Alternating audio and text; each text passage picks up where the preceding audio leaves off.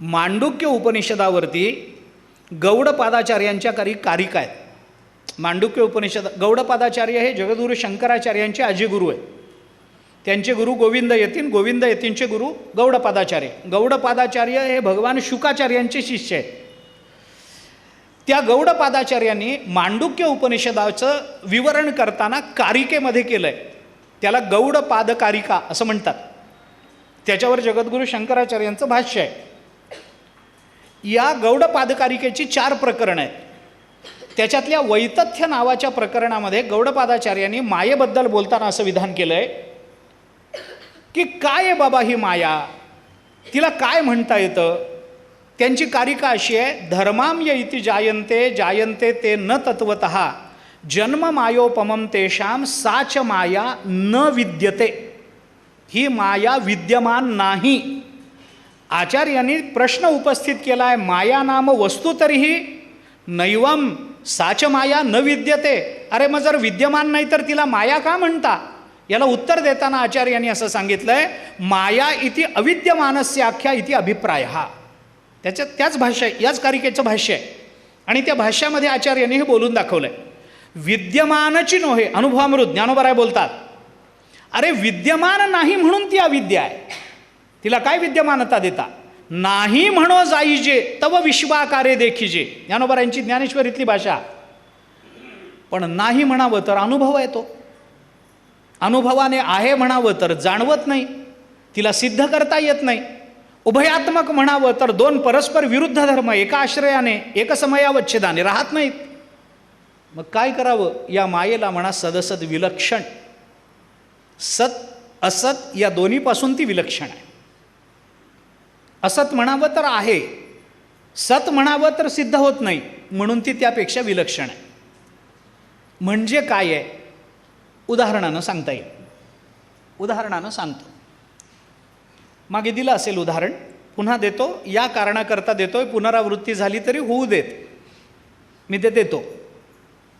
दोरीवर भासणारा सर्प हे अज्ञान आहे. आपण माया म्हणू. माया, अज्ञान, अविद्या हे सगळे शब्द सामान्यतः प्रायः एका अर्थाने वापरण्याची पद्धत आहे, रूढ आहे. प्रायः त्याच्यामध्ये आपल्याला भावभेद काय करता येईल हा भाग वेगळा, पण प्रायः एका अर्थाने वापरले जातात. आता दोरीवर भासणारा सर्प खरा का खोटा, सत का असत. जर अनेक देतो उदाहरणं. स्वप्नाचं उदाहरण, स्वप्न सत का असत. असत का सत. विचार करून उत्तर द्या, एकदम गडबड करू नका.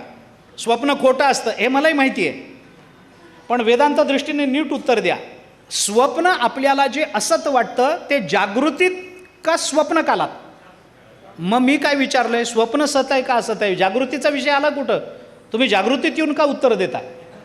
तसं नका ना करू, तसं नका करू. स्वप्न सत आहे का असत आहे. स्वप्न काल चालू असताना ते सत्यच वाटत असतं. स्वप्नातून आपण जागृतीत आलो, सुषुप्तीत जाऊन चालत नाही, जागृतीत यावं लागतं. असं अवस्थांतर झालं की स्वप्न आपल्याला असत वाटत राहतं. पण ज्या वेळेला आम्हाला जाणवत होतं, आम्ही बघत होतो, त्यावेळेला ते सतरूपानं आपल्याला अनुभवता आलं. सतरूपानं. ज्ञानोबाऱ्यांनी म्हटलंय, निद्रिता चेवो नये तव स्वप्न साच होल आहे, रज्जू नेणता सापाभिहे विस्मोकवड. ज्ञानोबाऱ्यांचं उदाहरण, दोरीवरच्या सर्पाचं उदाहरण ज्ञानोबाऱ्यांनी दिलं. स्वप्न सत आहे का असत आहे. तर जोपर्यंत आम्ही ते पाहतो आहोत असं आम्हाला वाटतं आहे तोपर्यंत ते सतरूपानं आहे. पण अवस्थांतरात आम्ही जागृतीत आलोत की ते असत आहे. बरोबर. मग सत आहे का असत आहे. सत म्हणावं तर आम्हाला जागृतीत ते असत वाटलंय. बरं, असत म्हणावं तर बघत होतो त्यावेळेला सत वाटलंय. मग सत आहे का असत आहे. आता अडचण आली. याला शृंगापत्ती म्हणतात वेदांतामध्ये. जाऊ द्या, दोन्हीकडून उत्तर देता येत नाही, म्हणून त्याला सत असत विलक्षण असं म्हणायचं. त्याला सदसद विलक्षणत्व येतं, वेगळं आहे. असत म्हणावं तर बघितलेल्या स्वप्नाचे परिणाम आहेत. मी उदाहरण देत असतो याच्याकरता. मागे दिलं आहे, रामायणातही दिलं आहे, मला आठवतं आहे. तुम्हालाही आठवत असणार, माझा विश्वास आहे तुमच्या स्मरणशक्तीवर. हां,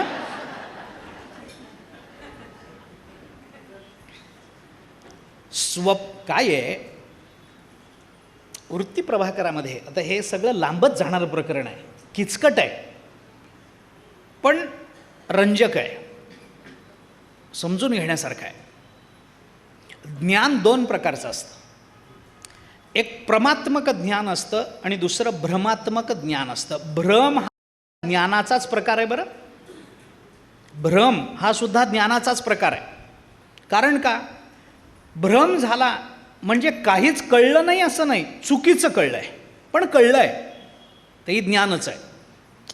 त्या प्रमात्मक ज्ञानामध्ये 5 प्रकार करा, नैयायिक असाल तर 6 प्रकार करा, मानस प्रत्यक्ष वगैरे करायचं करा, न करा, मला प्रमात्मकाकडे जायचंच नाही. भ्रमात्मक जे ज्ञान असतं ना, ते भ्रमात्मक ज्ञान 2 प्रकारचं असतं. भ्रम हा ज्ञानाचा प्रकार आहे. हा भ्रम 2 प्रकारचा असतो. एक संशयरूप भ्रम असतो आणि दुसरा निश्चयरूप भ्रम असतो. मी वृत्ती प्रभाकरातला विषय सांगतो आहे. एक संशयरूप भ्रम आहे आणि दुसरा निश्चयरूप भ्रम आहे. या निश्चयरूप भ्रमाचे 2 प्रकार आहेत. माझा मुद्दा जवळजवळ इथे आहे. या निश्चयरूप भ्रमाचे 2 प्रकार असतात. व्यावहारिक पदार्थावच्छिन्न चैतन्याचा विवर्त आणि प्रातिभासिक पदार्थावच्छिन्न चैतन्याचा विवर्त, हे निश्चयात्मक भ्रमाचे 2 प्रकार आहेत. संशयात्मक भ्रमाचे जे 2 प्रकार असतात त्याच्यामध्ये द्विकोटिक, चतुष्कोटिक हेही सामान्यत्वानं सांगितले जातात. आणि आत्मगत संशय आणि अनात्मगत संशय असे त्याच्यामध्ये 2 प्रकार केले जातात. याच्यातल्या आत्मगत संशयाचे भ्रमाचे 3 प्रकार होतात. उगी ऐकून ठेवा, हे काही नाही, ह्याच्याने फक्त हे मला माहिती आहे एवढंच मला सिद्ध करायचं आहे. काय करावं आता मला सांगा ना. हां, त्वंपदगोचर तत्पदगोचर संशय, त्वंपदगोचर संशय, तत्पदार्थ अभिन्नत्व गोचर संशय, हे सगळे भ्रमात्मक ज्ञानाचे प्रकार. ते वेगळे आहेत, ते वेगळेच आहेत, ते पंचदशीत आहेत, ते वेगळेच आहेत. तिकडं तर मी येणारच नाही आहे. संवादी विसंवादी, कारण आम्हाला माया बघायची आहे, माया. संवादी विसंवादीचा विचार करताना निश्चयात्मककडे या, मला त्याच्यात सांगतो मी तुम्हाला संवादी विसंवादी तो त्याच्यामध्ये अंतर्भूत करून देतो. व्यावहारिक पदार्थावच्छिन्न चैतन्याचा विवर्त वेगळा असतो आणि प्रातिभासिक पदार्थावच्छिन्न चैतन्याचा विवर्त वेगळा असतो. म्हणजे काय आहे नेमकं, मी उदाहरणाने सांगतो. या संज्ञेत अडकू नका, कठीण शब्दात, पारिभाषिक शब्दात अडकू नका. मी तुम्हाला उदाहरणानं सांगतो. काय होतं, प्रातिभासिक पदार्थावच्छिन्न चैतन्याचा विवर्त मानला जातो. तो विवर्त ज्या वेळेला आम्हाला प्रतिभास होतो त्यावेळेला त्याची सत्यता आहे, पण व्यवहारात आल्यानंतर आम्हाला त्याचा अनुभव नाही आहे. उदाहरण सांगतो मी आपल्याला. एखादा मनुष्य झोपला आणि त्याला स्वप्न पडलं आणि स्वप्नात त्याला 10 लाख रुपये लॉटरीचं तिकीट लागलं. आपण कशाला कमी करायचे, 10 लाख रुपये लॉटरीचं तिकीट त्याला लागलं. ज्या स्वप्नामध्ये त्याला 10 लाख रुपये मिळाले, त्याला सुटकेस भरून ते पैसे मिळाले, ती सुटकेस त्यांनी घरी आणली, ठेवली.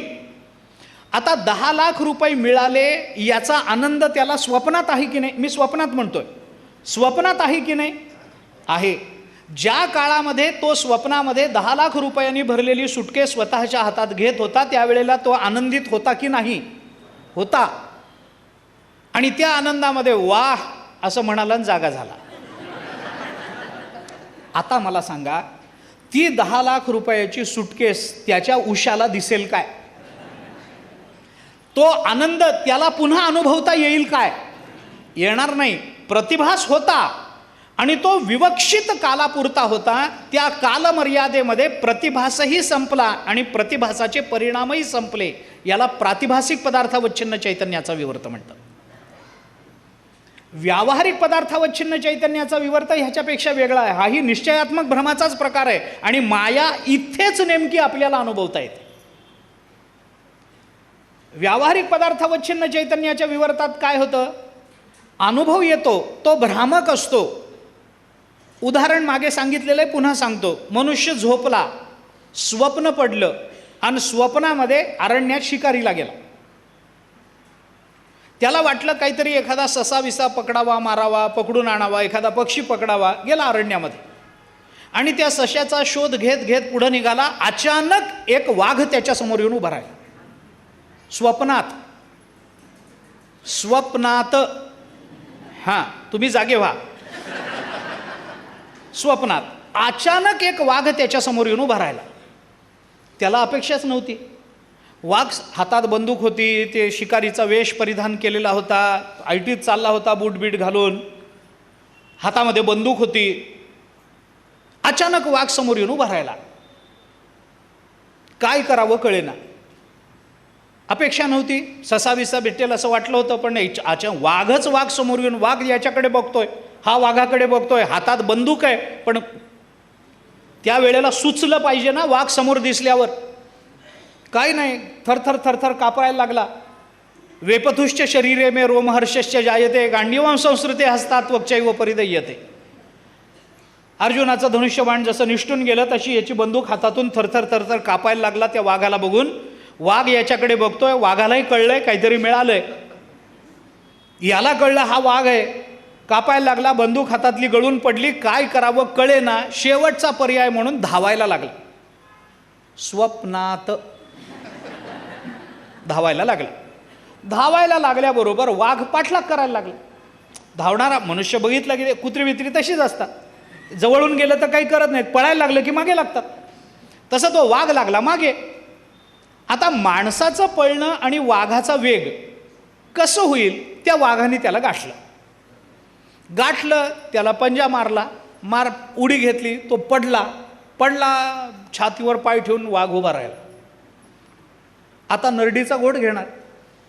वाघाला त्याचं सापडलंय खायला काहीतरी, पकडणार. आता आपण इथून सुटू शकत नाही हे त्या माणसाला कळालं.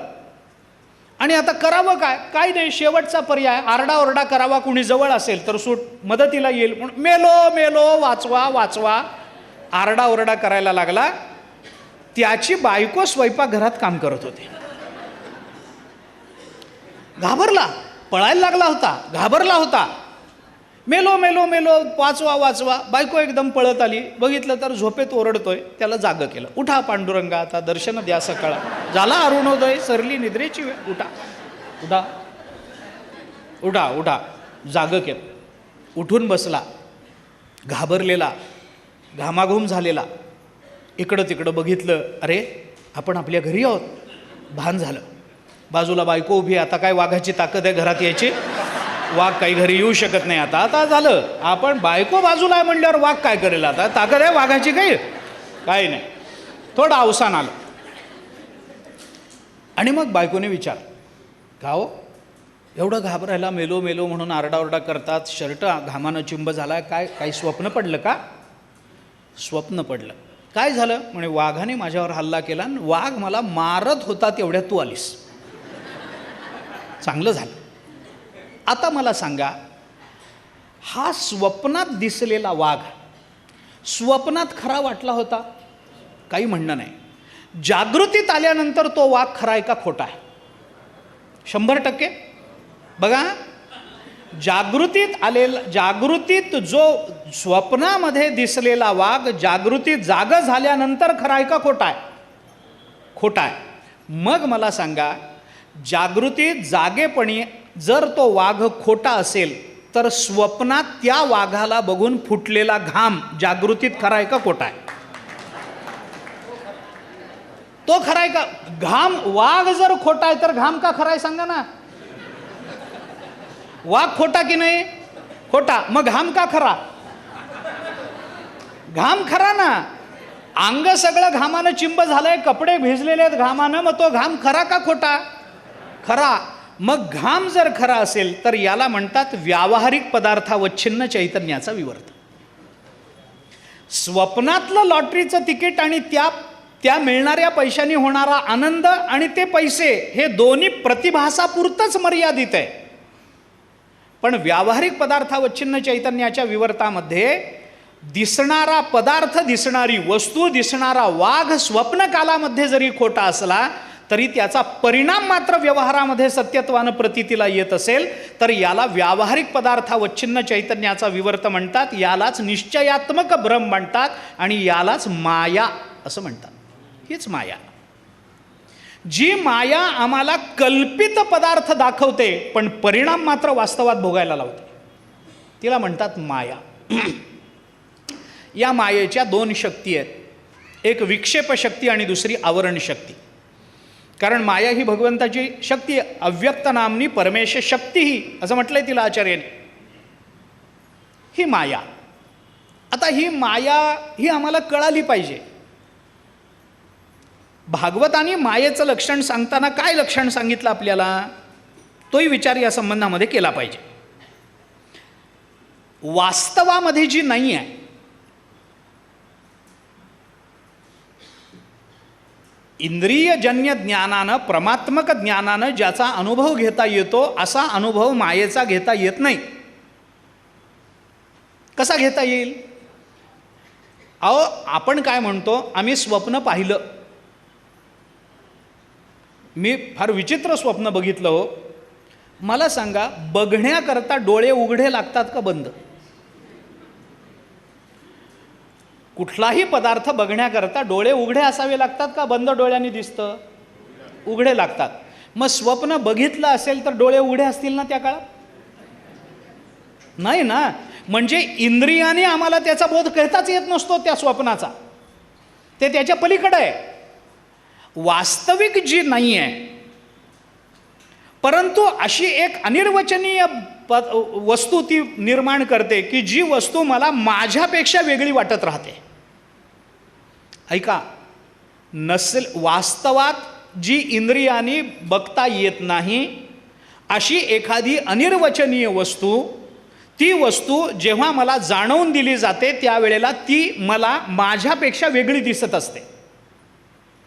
ज्ञानोबारांनी किती सुंदर उदाहरण दिलं असेल. ज्ञानोबाराय म्हणतात, अहो, स्वप्नामध्ये मला असं दिसलं की मी युद्धाला निघालोय. तर स्वप्नामध्ये युद्धाला जाणारा मी जो मला पाहतो आहे, तो स्वप्नातला मी मला माझ्यापेक्षा वेगळा दिसतोय की नाही सांगा? स्वप्न फार विचित्र आहे. स्वप्नामध्ये जेव्हा मी युद्धाला निघालेलो आहे, स्वप्नामध्ये मी जेव्हा कुठेतरी प्रवासाला निघालेलो आहे, त्यावेळेला प्रवासाला जाणाऱ्या मला मी जो पाहतो आहे, लक्षात येत आहे का तुमच्या? स्वप्नातल्या मला जो मी पाहतो आहे, तो मी त्या मला वेगळा समजतोय का एकच समजतोय? वेगळा समजल्याशिवाय कसा दिसेल? म्हणजे माया जी अनिर्वचनीय वस्तू निर्माण करते ती नेहमी स्वभिन्न असते. अवघड आहे हो. जाऊ द्या, काय करायचंय. आपल्याला माया पाहिजे का नको? मग कशाला एवढं सांगत बसलाय?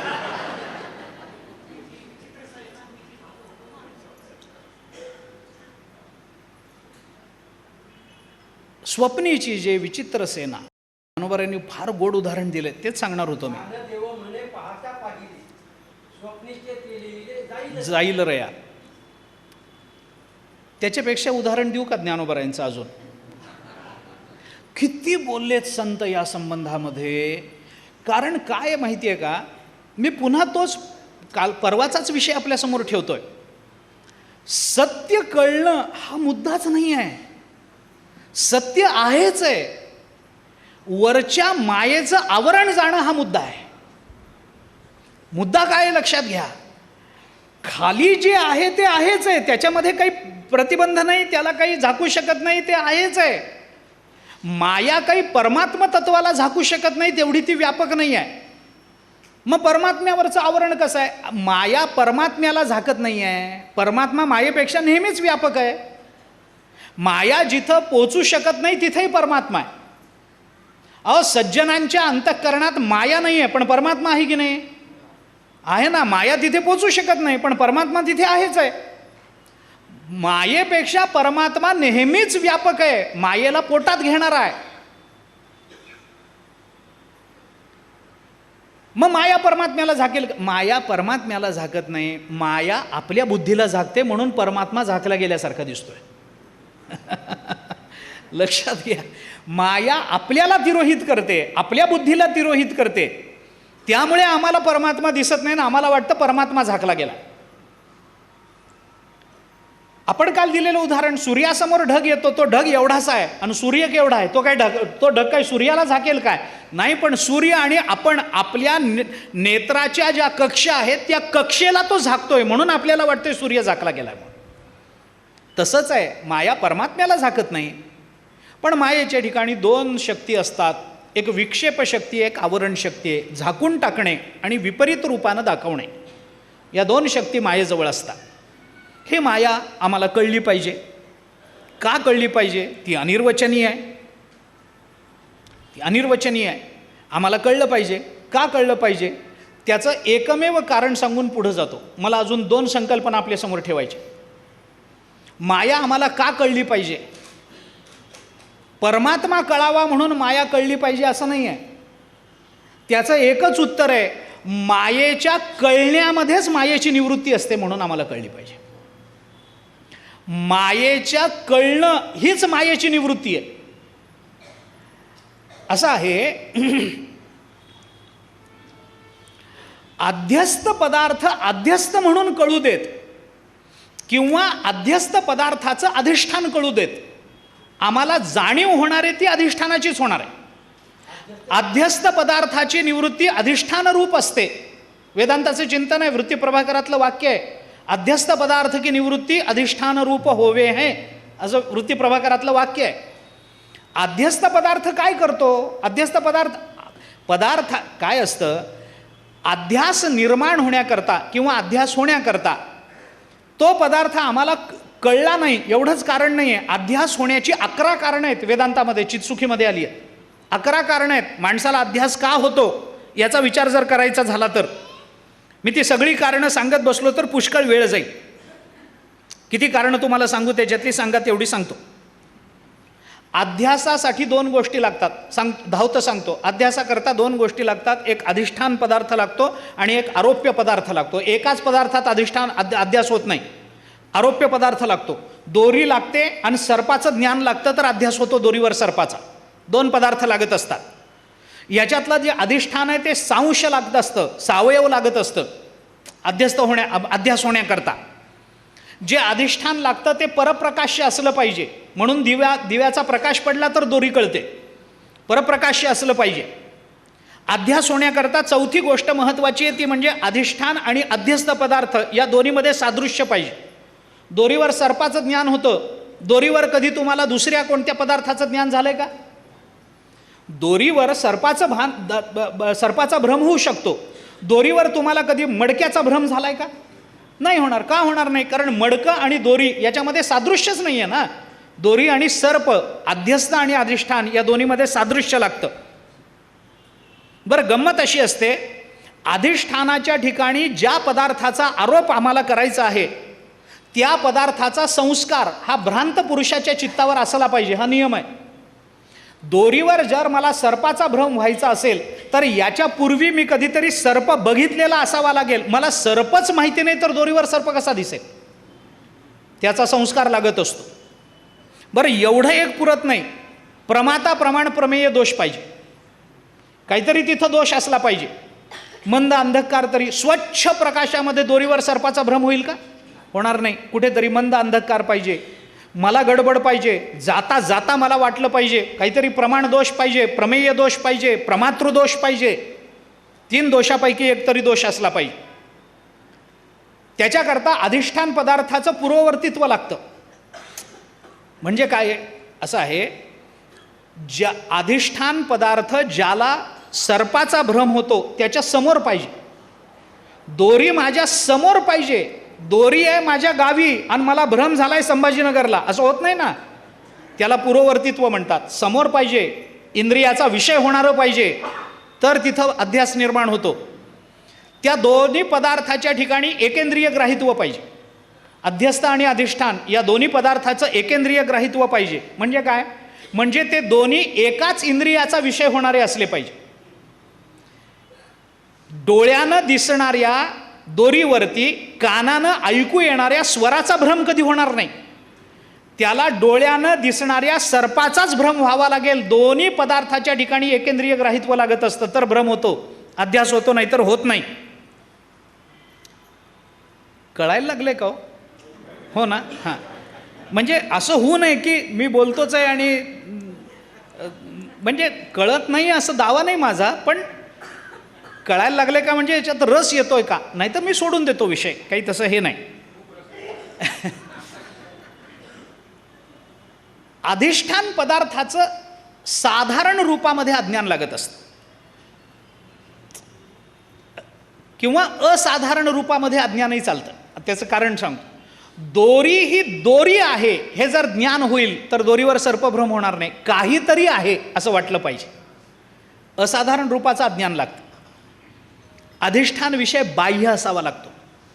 मनातल्या दोरीवर सर्पाचा भ्रम होत नाही, ते बाहेर लागते, दोरी बाहेर लागते, अंतःकरणात असून चालत नाही. आणि याच्यापैकी काही नसलं तरी चालतं. एक गोष्ट लागते ते म्हणजे आपल्या ठिकाणी अज्ञान असावंच लागतं, तरच भ्रम होतो, नाही तर होत नाही. किती कारणं झाली बघा. चित्सुखीनं सांगितलं एवढी 11 कारणं लागतात पदार्थावर भ्रम होण्याकरता. आणि या 11 कारणाचा संकोच करायचा झाला तर तो संकोच 2 अक्षरात करता येतो. त्याला म्हणतात माया.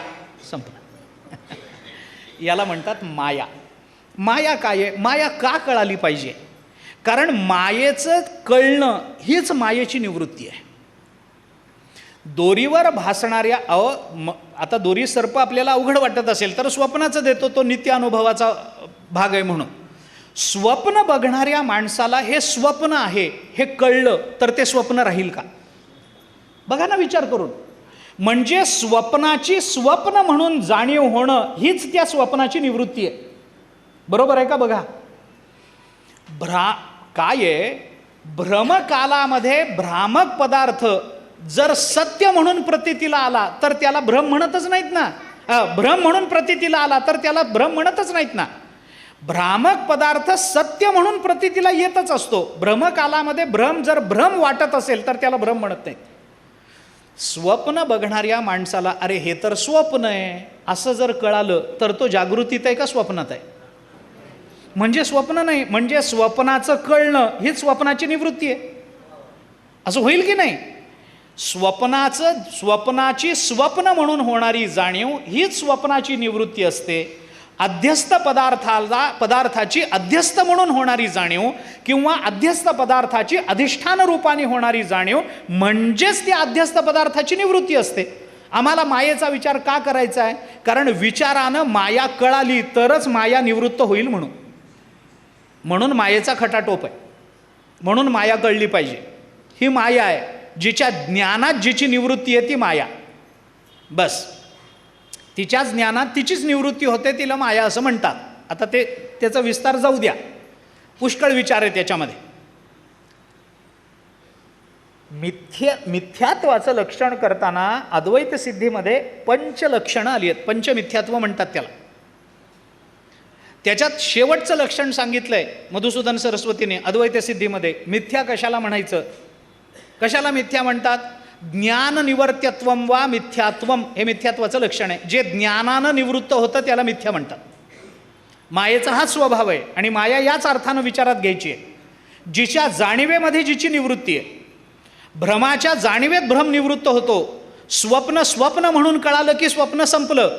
स्वप्न सत्य म्हणून व्यवहार म्हणून कळाला तरच स्वप्न चालू आहे. स्वप्न म्हणून कळालं, स्वप्न संपलं. याच्याकरता मायेचा विचार करा.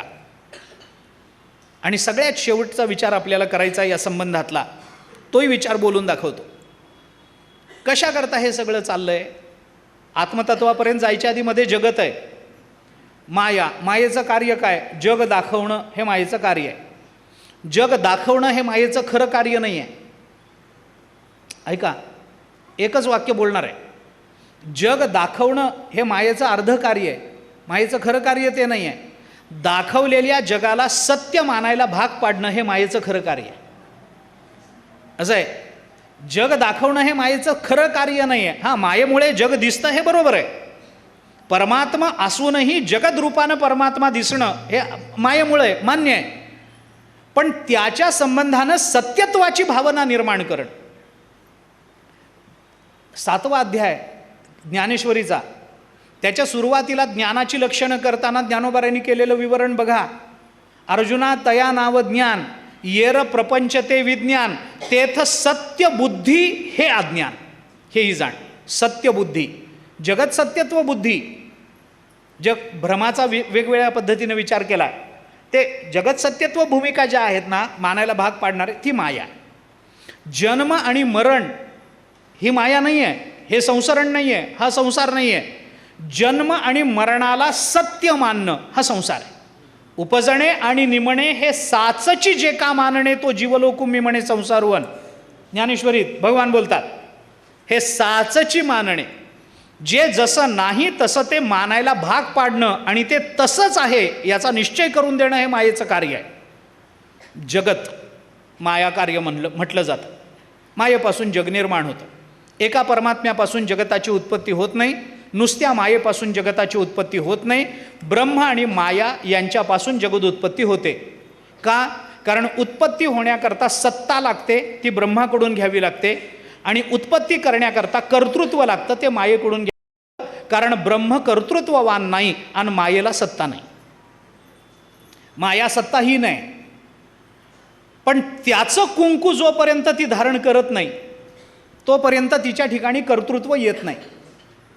ते कर्तृत्व येण्याकरता त्याची सत्ता घ्यावी लागते. आणि तो सत्ता देतो म्हणून तिने निर्माण केलेल्या प्रत्येक पदार्थात एक सत्ता असते.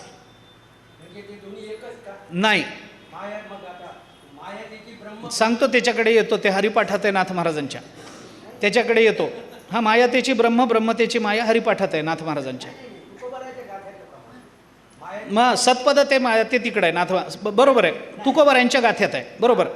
मायातेची ब्रह्म, ब्रह्मतेची माया अंग आणि छाया जयापरी. आता मायातेची ब्रह्म, ब्रह्मतेची माया असं जरी म्हटलेलं असलं तरी सुद्धा माया म्हणजे ब्रह्म आहे का? तर सत्ता रूपानं मायेला स्वतंत्र अस्तित्व नाही म्हणून मायातेची ब्रह्म होऊन जाते. आणि ब्रह्मतेची माया हे खरं आहे का? तर ब्रह्म माया होत नाही, पण ब्रह्माकडून जे कर्तृत्व जी सत्ता घ्यायला पाहिजे ती सत्ता मायेच्या कर्तृत्व रूपानं उमटते. म्हणून माया जे कार्य करते त्याच्या अधिष्ठानात ब्रह्म असतं, म्हणून ब्रह्मतेची माया असं म्हणावं लागतं. हे विकल्पानं आणि सापेक्षतेनं मानलेलं आहे, हे स्वरूपतः मानलेलं नाही. कारण का? याचं दुसरं उत्तर असं आहे, मायातेची ब्रह्मन, ब्रह्मतेची माया हे म्हणूच नका. का? कारण या जगतामध्ये ब्रह्माशिवाय दुसरं काही नाहीच आहे, तर माया म्हणायचं कारणच काय? जर ब्रह्माशिवाय जगतामध्ये दुसऱ्या पदार्थाला अस्तित्वच नाही आणि सगळीकडे एकच एक तत्व भरून राहिलेलं आहे आणि तद्भिन्न अशी वस्तूच जर जगतामध्ये मानली नसेल तर जगतातला प्रत्येक पदार्थ ब्रह्मच आहे. मग मायातेची ब्रह्म म्हणलं काय बिघडलं? आणि जगतातला प्रत्येक पदार्थ जर ब्रह्म असेल तर ब्रह्मतेची माया म्हणलं काय बिघडलं? ब्रह्मतेची माया म्हणणं हे संत दृष्टीनं आहे, मायातेची ब्रह्म म्हणणं हे वैषयिकाच्या दृष्टीने. विचार करा, या दृष्टीने लावून घ्या, वेगवेगळी भूमिका त्याच्यात सिद्ध करता येतात. आता आपलं काय चाललं होतं? तुम्ही मधूनच काढलं होय? बरं, नाही चांगलं काढलं, पण जे काढलं ते चांगलं काढलं. तुकोबरायांचं प्रमाण चांगलं दिलं. संशय म्हणून चांगलाच आहे. संगती वेगवेगळ्या अंगाने लावता येते. हां, ऐका, हे लांबच जाईल म्हणून ऐका म्हणायचं, दुसरं काही नाही. जगत हे माया कार्य आहे. आता हे जगत आहे, माया निर्माण करते, पण मायेकडे कर्तृत्व आहे, सत्ता नाही आहे, सत्ता परब्रह्माची. म्हणून या जगतामध्ये जो पदार्थ निर्माण होतो त्या पदार्थाच्या ठिकाणी सत्ता आहे, पण त्या प्रत्येक पदार्थाच्या ठिकाणी कर्तृत्व असेलच असं नाही. दगडाच्या ठिकाणी सत्ता आहे, पण सत्तेच्या आश्रयाने कर्तृत्व राहतं, कर्तृत्व स्वतंत्र राहत नाही. आता हेही कळणं अवघडच आहे. सांगतो, आपण प्रवासाला जातो, प्रत्येक पदार्थाची म्हणून एक सत्ता आहे. आपण त्या पदार्थाला नगण्य समजा, पण त्या पदार्थाची म्हणून एक सत्ता असते. ती सत्ता कुठून येते याचा विचार करा. ऐका, आपण प्रवासाला जातो, बसमध्ये बसायला जातो, गच्च भरलेली गाडी आहे, आम्हाला वाटतं कुठेतरी जागा मिळेल. एक विचित्र मानसशास्त्र आहे प्रवासाचं. मनुष्य जेव्हा बसमध्ये चढतो, बस भरलेली असते, पण बाहेरच्या माणसाला असं वाटतं की आपल्या एकाने काय फरक पडणार आहे, आणि ज्या वेळेला तो आत जातो त्यावेळेला वाटतं आता कोणी येऊ नये. हे मानसशास्त्र आहे, गमतीचं आहे, विचित्र आहे. आपण जातो बसमध्ये, कुठेतरी जागा मिळेल असं वाटतं, आपण शोधत राहतो, बस भरलेली असते, माणसं म्हणतात अहो जागा नाहीच आहे, आम्ही उभे आहोत ना, मग जागा कशी असेल. तेवढ्यात आपल्याला कुठून तरी एका सीटवर एकच डोकं दिसतं. आपल्याला वाटतं तिथे एकच डोकं आहे म्हणजे दुसरी जागा रिकामी आहे. मग आता आपण म्हणतो अहो तिथं जागा आहे, माणसं म्हणतात अहो जागा नाही आहे, आम्ही उभे राहिलो असतो का, नाही नाही तिथं जागा आहे, मला दिसतं इथून एकच डोकं आहे, जागा आहे जागा आहे. आपण तिथपर्यंत जातो. तिथपर्यंत पोचल्यावर आपल्याला असं कळतं की त्या सीटवर एकच माणूस बसलेला आहे, पण जी रिकामी जागा आहे त्याच्यावर रुमाल ठेवलेला आहे, रुमाल. आता तिथे बसता येईल का, तिथे बसता येईल का, बसता येणार नाही. रुमाल ठेवला आहे याचा अर्थ काय, आधी तिथं कुणीतरी ती जागा ग्रहण केलेली आहे, त्या जागेवर कुणीतरी आहे असा त्याचा अर्थ होतो. आता तो रुमाल आहे, आपण भले मोठे महाराज आहेत, रुमाल आहे 5 रुपयाचा, नाक पुसायच्या कामाला उपयोगी, पण नाक पुसला जाणारा रुमाल, तो 5 रुपयाचा रुमाल एवढ्या मोठ्या हबहपला बसू देत नाही. सत्ता आहे की नाही सांगा पदार्थामध्ये, सत्ता आहे की नाही पदार्थामध्ये, आहे त्याचं मूल्य आहे की नाही त्या सत्तेला, त्याच्या अस्तित्वाचं मूल्य आहे की नाही. मग अस्तित्वाचं मूल्य म्हणजे काय, ती सत्ता आहे. आणि तो रुमाल आम्हाला बसू देत नाही, हे त्या रुमालाचं कर्तृत्व आहे, तो आम्हाला तिथे बसू देत नाही आहे, हे कर्तृत्व आहे. पण ह्या कर्तृत्वाला मर्यादा आहेत का, मायेला मर्यादा आहेत, कारण कर्तृत्व मायेकडून येतं. सत्ता परब्रह्माची आहे, त्याला मर्यादा नसतात, कर्तृत्वाला मर्यादा आहेत. तेवढ्यात ते रुमाल ज्याच्या मालकीचा आहे तो येतो, तो रुमाल उचलतो, खिशात ठेवतो आणि बसतो. मग त्याला का बसू दिलं, ते तिथे कुठे कर्तृत्व आडवं आलं. त्याला बसू देणारा रुमाल सत्तावान आहे पण कर्तृत्ववान नाही. आम्हाला बसू न देणारा रुमाल सत्तावानही आहे आणि कर्तृत्ववान आहे. लक्षात आलं. आता याचा विचार जर केला तर ही माया परब्रह्माकडून सत्ता घेते आणि स्वतःच्या कर्तृत्वानं जग बनवते. या जगताचा विचार करा, कशा करता करा. मायेचा विचार करा, ज्ञानानं निवृत्ती होते म्हणून. जगताचा विचार कशा करता करा, जगताचा विचार परब्रह्माबद्दलची आस्था जागी व्हावी याच्याकरता करा.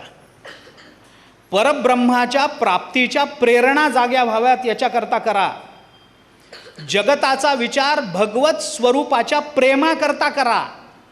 जगताचा विचार परमात्म्याची जाणीव व्हावी याच्याकरता करा.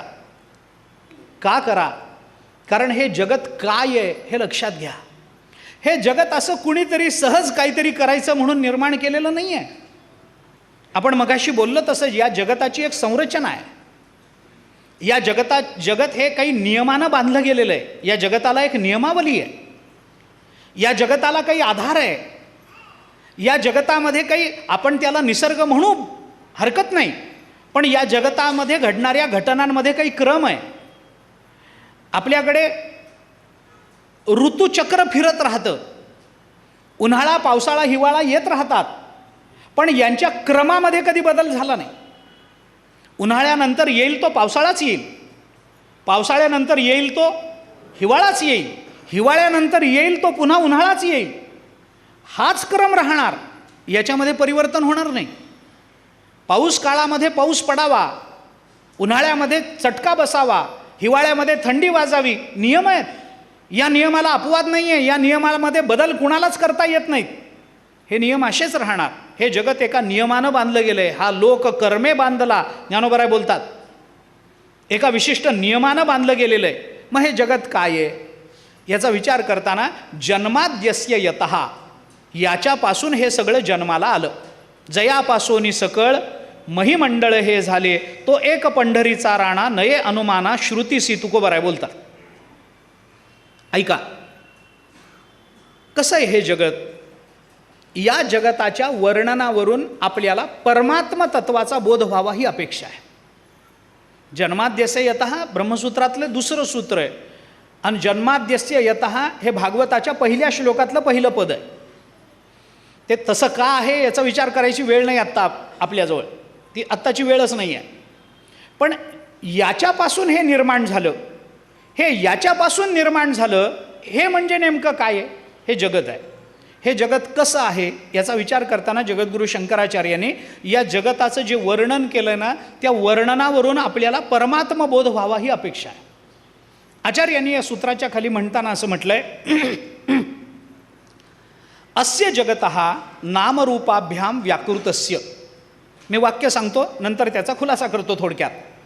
अस्य जगतः नामरूपाभ्याम व्याकृतस्य अनेक कर्तृभोक्तृ संयुक्तस्य प्रतिनियत देश काल निमित्त क्रिया फलाश्रयस्य मनसा अपि अचिंत्य रचनारूपस्य जन्मस्थितिभंगम यत् सर्वज्ञात सर्वशक्तेः यत् कारणात तद ब्रह्म. असं वाक्य आचार्यांनी या सूत्राच्या खाली दिलंय.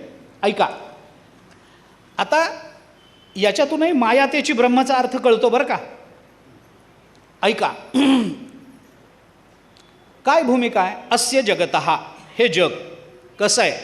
नामरूपाभ्याम व्याकृतस्य, नामरूपानं आविष्कृत झालेलं आहे. कसं आहे? अनेक कर्तृभोक्तृ संयुक्तस्य, या जगतामध्ये अनेक कर्तेत अनेक भोगतेत. अनेक कर्तेत अनेक भोगतेत, तर कोणताही करता कशाचाही भोग घेईल का? नाही. मग त्याच्याकरता काय आहे? प्रतिनियत देश काल निमित्त क्रिया फलाश्रयस्य. इथं प्रतिनियत देश काल निमित्त क्रिया आणि फल हे शब्द वापरले आचार्यांनी. भाष्यावरची जी भाष्य आहेत त्याच्यामध्ये याचे दोन अर्थ केलेत. याचे भामतीकारांनी केलेला वेगळा अर्थ आहे, रत्नप्रभेनं केलेला वेगळा अर्थ आहे. दोन स्वतंत्र अर्थ आहेत. एक टीका म्हणते देश काल निमित्त क्रिया हे प्रत्येकाचं वेगवेगळं असतं, म्हणून प्रत्येकाला फल वेगळं आहे. आणि एक टीका असं म्हणते देश काल निमित्त क्रिया या सगळ्याचा विचार करून एका फलाचा विचार करा. देश काल निमित्त क्रिया आणि फल, प्रत्येक देशाचं एक स्वतंत्र फल आहे, कालाचं एक स्वतंत्र फल आहे. विशिष्ट देशाला महत्त्व येतं की नाही? येतं. कर्म करताना विशिष्ट देशाला महत्त्व येतं. आपण साधा विचार करा, आपल्याला जर केशर हवं असेल, केशर, तर ते आपल्या मराठवाड्यात पिकेल का? त्याला कुठं जावं लागेल? काश्मीरला जावं लागेल. म्हणजे काश्मीर या देशाचा तो विशेष आहे, तिथंच आपल्याला केशर नावाचं फल मिळणार काश्मीरमध्ये. पण हुरडा तुम्हाला काश्मीरमध्ये मिळेल का? त्याला आपल्या मराठवाड्यातच यावं लागेल, त्याला दुसरीकडे जाऊन चालणार नाही. ते देशविशेष म्हणून प्रत्येक असणार. जसा देशविशेष असतो तसा कालविशेष असतो. प्रत्येक कालाचं एक विशिष्ट फल असतं. आपण कोणत्या कालामध्ये कोणतं कर्म करतो याला महत्त्व आहे की नाही? आहे. ग्रहण कालामध्ये केलं जाणारं कर्म विशेष फल देणारं समजलं जातं, आहे की नाही? आपल्याकडे आहे की नाही? हां, आपण दान करतो, आपल्या घरातून केलेलं दान आणि तीर्थक्षेत्रात जाऊन केलेलं दान फरक पडतो की नाही? कालाचा परिणाम आहे. कोकिळा पंचमात गाते, पण त्याच्याकरता वसंत यावा लागतो, काल विशिष्ट अपेक्षा आहे, विशिष्ट कालाची अपेक्षा आहे त्याला. देश काल विशिष्ट निमित्त लागतं, विशिष्ट क्रिया लागते आणि त्याच्यावरून फल ठरतं. आता एखादी व्यक्ती कोणत्या देशामध्ये कोणत्या कालामध्ये कोणत्या निमित्तानं कोणती क्रिया करते आणि त्याच्यावरून जर त्या क्रियेचं फल प्राप्त करून घ्यायचं असेल तर त्याचा देश, त्याचा काल, त्याचं निमित्त आणि त्याची क्रिया या चारही गोष्टीचं ज्ञान असल्याशिवाय त्याच्या फलाची निश्चिती होईल का? होणार नाही. बरं, आम्ही ज्या निमित्तानं क्रिया करतो ते निमित्त आमच्या अंतःकरणात असतं, ते प्रत्येक वेळेला व्यक्त होत नाही. निमित्त भावात्मक असतात, निमित्त भावरूप असतात. आता निमित्त काय आहे? काही निमित्त असेल, आम्ही क्रिया करू. एखादी क्रिया करत असताना अंतःकरणातला भाव काय आहे याच्यावरून क्रियेचं फल आहे. आपण मागे बोलून आलो. एक स्त्री, ज्ञानोबाऱ्यांनी दिलेलं उदाहरण आहे, पतिपुत्रा ते अलिंगी एकचिते तरुणांगी परिपुत्र भावाच्या अंगी नरी गे काम. ज्ञानोबाराय बोलतात, एक स्त्री आहे, आपल्या पुत्राला आलिंगन देते आणि ती स्त्री आपल्या पतीला आलिंगन देते. आलिंगन देण्याची क्रिया समान आहे की नाही? फल दोन्हीकडे समान आहे का? नाही. का समान नाही आहे? कारण भावभेद आहे. पुत्राला आलिंगन देताना तिच्या अंतःकरणात वात्सल्याचा भाव आहे, पतीला आलिंगन देताना तिच्या अंतःकरणात समर्पणाचा भाव आहे. समर्पण आणि वात्सल्य हे भावभेद असल्यामुळे फलभेद निर्माण होतो. बरोबर आहे ना?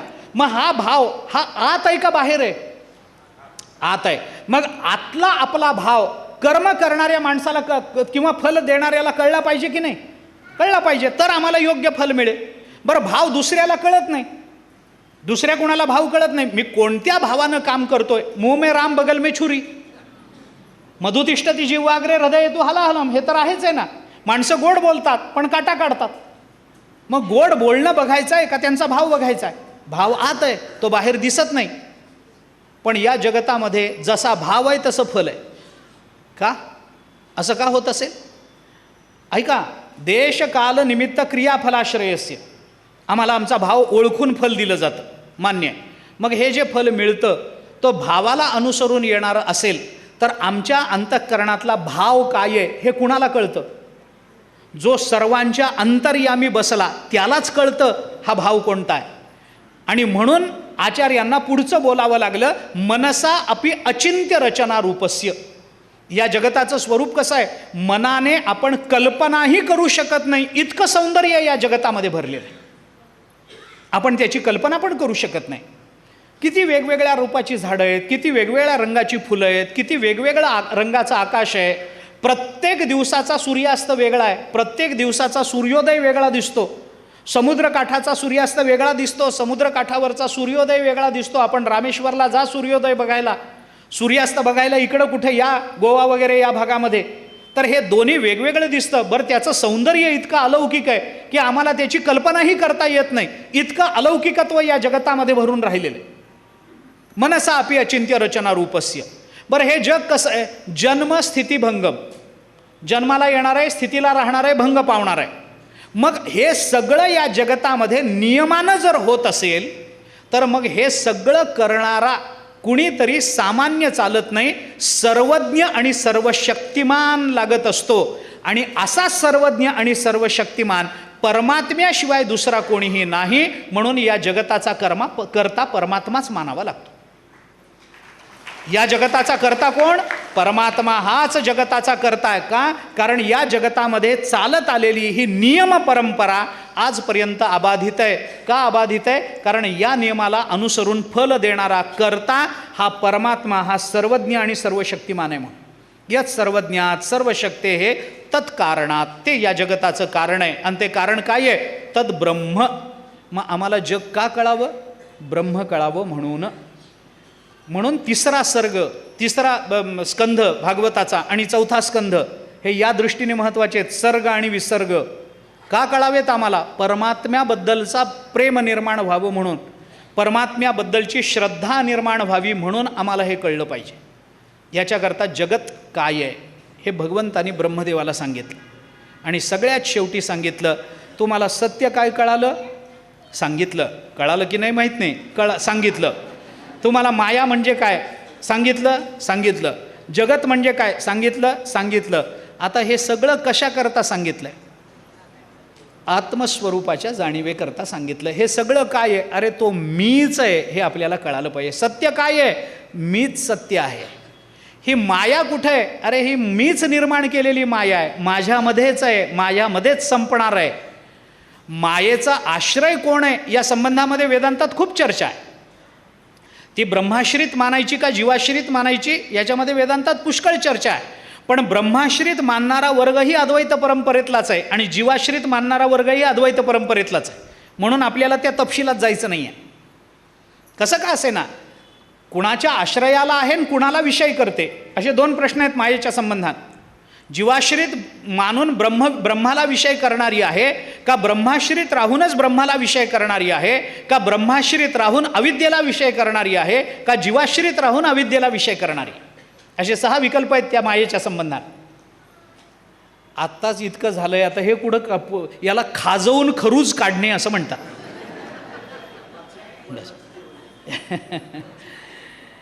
असं आहे. आणि त्या दृष्टीने जर विचार केला तर हे सगळं आहे कुठं? तर त्याला शेवटी आत्मस्वरूपामध्ये यावं लागतं. मायेची निर्मिती करणारा कोण आहे? अरे सत्य जर मी असेल तर मायेला स्वभिन्न मानायला भाग पाडणारा तोच सत्य, तोच मी आहे, तोच मी आहे. ब्रह्म अहम ब्रह्मास्मी तत्वमसी प्रज्ञानम ब्रह्म, अयमात्मा ब्रह्म, हे जीवब्रह्मैक्य प्रतिपादन करणारी जी महावाक्य आपल्याला चारी वेदामध्ये दिसतात ती याच अर्थानं आपल्याला दिसून येतात. म्हणून हे सगळं शेवटी आणावं लागतं कुठं, तर आत्मस्वरूपाजवळ आणावं लागतं. कशावरून? ज्ञानोबराय म्हणतात म्हणून. कुठं म्हणतात? पहिली ओवी ज्ञानेश्वरीची, ओम नमो जी आद्या, तो आद्य आहे, तो वेद प्रतिपाद्य आहे, तो जय जय स्वसंवेद्य आहे. पण तो कोण आहे? आत्मरूपा. त्या आत्मरूपापर्यंत ते यावं लागतं. आणि स्व यामध्येच सगळं ब्रह्मदर्शन घडत असतं, स्वमध्येच सगळं जगतदर्शन घडतं, स्वमध्येच सगळं मायादर्शन घडतं. म्हणून त्या आत्मस्वरूपाची यथार्थ जाणीव करून घेणं हीच जीवनाची धन्यता आहे. हे भगवंताला, ब्रह्मदेवाला सूचित करायचं आहे. म्हणून सत्य, माया, जगत आणि आत्मा या संबंधातला विचार भगवंताने बोलून दाखवला. एतावदेव जिज्ञास्यम तत्वजिज्ञासूनात्मनः, हाच फक्त जिज्ञासेचा विषय असू शकतो. तद विजिज्ञासस्व तद ब्रह्म, ते ब्रह्म काय? आत्मा हाच ब्रह्म आहे. जीवो ब्रह्मैव नापरः या अर्थाने घ्या. किंवा आत्मा एकमेवा द्वितीय असेल तर त्याला आत्मा म्हणा, परमात्मा म्हणा, प्रत्यगात्मा म्हणा, जीवात्मा म्हणा, त्याला परब्रह्म म्हणा, ब्रह्म म्हणा, त्याला काय म्हणायचं आहे ती नावं तुम्ही देण्याकरता स्वतंत्र आहात. पण ते आहे ते एकच एक आत्मतत्व आहे. हे सगळ्यात शेवटी भगवंतानी बोलून दाखवलं. ते ओळखायचं कसं असतं? अन्वय व्यतिरेकाभ्याम यस्यात सर्वत्र सर्वदा, जे सर्वत्र आणि सर्वदा आहे असं ते आत्मतत्व अन्वय व्यतिरेकाने ओळखलं पाहिजे. कारण का? जगतामध्ये आत्म्याचा अन्वय आहे, पण आत्म्यामध्ये जगताचा व्यतिरेक आहे. त्रिपुटीमध्ये ब्रह्माचा अन्वय आहे, पण ब्रह्मामध्ये त्रिपुटीचा व्यतिरेक आहे. मायेमध्ये परमात्म्याचा अन्वय आहे, पण परमात्म्यामध्ये मायेचा व्यतिरेक आहे. या अन्वय आणि व्यतिरेकाने बघितलं तर माया तेची ब्रह्म, ब्रह्म तेची माया ही संगती आपल्याला लागू शकते. आणि त्या दृष्टीनं भगवान ब्रह्मदेवाला सांगतात की त्या परमात्म्याचं सर्वत्र सर्व ठिकाणी अस्तित्व आपल्याला जाणवतं. आणि ते अस्तित्व कसं जाणवतं? तर प्रत्येक पदार्थ हा मी म्हणून जाणवायला लागतो. जगतातला प्रत्येक पदार्थ आत्मस्वरूपानं जाणवायला लागतो. ही भूमिका आहे. सगळ्या पैठणच्या घाटावरच्या सगळ्या शास्त्रज्ञांना, सगळ्या वेदवेत्यांना, सगळ्या शास्त्र जाणकारांना, सगळ्या तत्त्वज्ञांना, सगळ्यांना तो रेडा दिसला. पण एकटे ज्ञानोबाराय म्हणाले, ज्ञानदेव म्हणे तोही माझा आत्मा. एकटे ज्ञानोबाराय म्हणाले तो रेडा नाही आहे, तो माझा आत्मा आहे. आणि बाकी सगळ्यांना तो रेडा दिसतो. याचा अर्थ सगळ्यांना मायेनं जगत दिसतं, पण सद्रूप असणाऱ्या ज्ञानोबारायांना मात्र आत्मरूप दिसतं. हा त्याचा सरळ अर्थ होतो. आत्मत्वे वेठीला होये तो जया तया दृश्याते पाहे, ते दृश्य दृष्टेपणेसी होत जाये तयाचेची रूप. अशा पद्धतीनं त्याला आपलंच रूप सर्वत्र दिसायला लागतं. किंवा ज्ञानोबाराय म्हणतात 18व्या अध्यायामध्ये तसं तो उठती आत्मप्रथा, हे भूतभेद व्यवस्था, मोडीत मोडीत पार्था वास पाहे तो, पाटीवरील अक्षरे जैसी पुसता येती करे, तैसी हारपती भेदांतरे तयाची ये दिठी. त्याच्या दिठीला सगळे भेद निवृत्त होऊन जातात आणि फक्त स्वस्वरूपाची जाणीव होते. ही जाणीव होणं ही जीवनाची तत्वदृष्टीनं धन्यता आहे. हे भगवंतानी ब्रह्मदेवाला सांगितलं. या 4 श्लोकामध्ये सबंध भागवताचा विचार भगवंतानी बोलून दाखवला. याला चतुश्लोकी भागवत असं आपण म्हणतो. या भागवताचा विचार आपला संपला. झालं, 4 श्लोक संपले. आता आपल्याला याच्या नादाला लागायचं नाही. याचा नाद संपला आपला. आता ह्याच्या मागे लागायचं कारण नाही. आपला हरिपाठ पुढच्या वर्षी सुरू होईल. ते आपलं हरिमुखी गाता हरपली चिंता, हेच खरं आहे, हेच योग्य आहे. त्याच दृष्टीने आपण जायचं आहे. पण हेही चुकीचं नाही आहे. हेही तत्वदृष्टीनं लक्षात घेण्यासारखं आहे. त्याचा विचार आपण केला. 3 दिवसामध्ये चतुश्लोकी भागवताचा विचार करणं अवघड होतं. पण श्रोते चांगले असले की संकोचानं बोलता येत असतं. म्हणून थोडंसं संकोचानं मी हे संपवलेलं आहे. त्याचा आपण अवश्य विचार करावा अशी आपल्या सर्वांना मी हात जोडून प्रार्थना करतो. त्याच्याकरता आवश्यक असणारी साधना, त्याच्याकरता आवश्यक असणारे कष्ट आपण घ्याल याच्यावर माझा विश्वास आहे. त्याकरता आवश्यक असणारं नामस्मरण, त्याच्याकरता आवश्यक असणारी वेदांताच्या चिंतनाच्या भूमिका, मननाच्या भूमिका हा आपल्याकडून सिद्ध होतील याचाही विश्वास या निमित्तानं व्यक्त करतो. आणि 3 दिवसापासून आपण ही प्रवचनमाला करतो आहोत. त्याची सांगता आज आपण करतो आहोत. या निमित्तानं संस्थेला अंतःकरणपूर्वक धन्यवाद औपचारिकतेने देतो, औपचारिक धन्यवाद देतो की एकनाथ संशोधन मंदिर ही संस्था अशा पद्धतीच्या कार्याकरता कटिबद्ध आहे. संत वाङ्मयाची उपासना प्रचार व्हावा याच्याकरताच या संस्थेची निर्मिती आहे आणि हे करण्याकरताच ही संस्था कटिबद्ध आहे. त्याच्याकरताच संस्था कार्यरत आहे. त्याच्याकरताच संस्थेने पुस्तकं जमवलेली आहेत. त्याच्याकरताच संस्थेने सर्वांना लाभ व्हावा याच्याकरता योजना आखलेल्या आहेत. याच्याकरताच नाथ भागवताच्या परीक्षा चालू आहेत. याच्याकरताच नाथ महाराजांच्या वाङ्मयाच्या संबंधानं काही मीमांसा करण्याची तयारी संस्था नेहमी दाखवत असते. त्यामुळे संस्थेला औपचारिकतेनं आपल्या सर्वांच्या वतीनं मी धन्यवाद देतो आणि अर्थात आपल्या सर्व श्रोत्यांना अंतःकरणपूर्वक धन्यवाद देतो.